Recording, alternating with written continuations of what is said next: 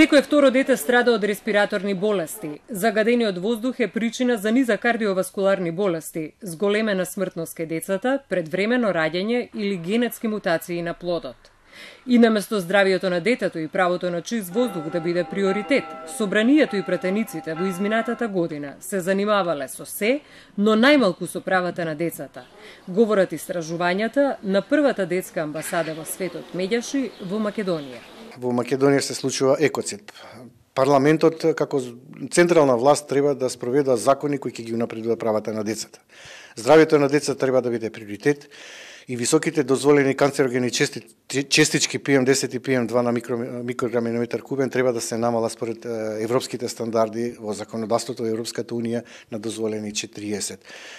Тоа е многу важно затоа што правото на живот на детето е доведено во прашање, загарантирано и со устав и со Конвенцијата за правата на детето.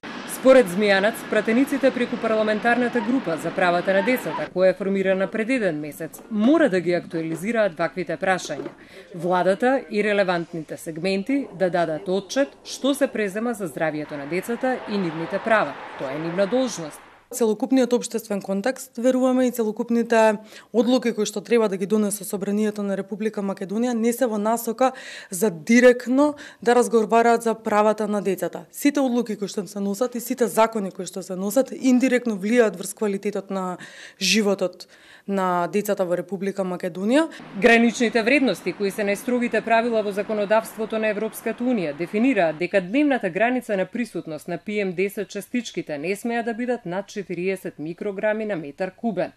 Состојбата во земјава во која се случува 2 дена последователно да е над 75 микрограми на метар кубен е алармантна. Според податоците на Институтот за јавно здравје, годишно во Македонија умираат 1600 луѓе како последица на аерозагадувањето.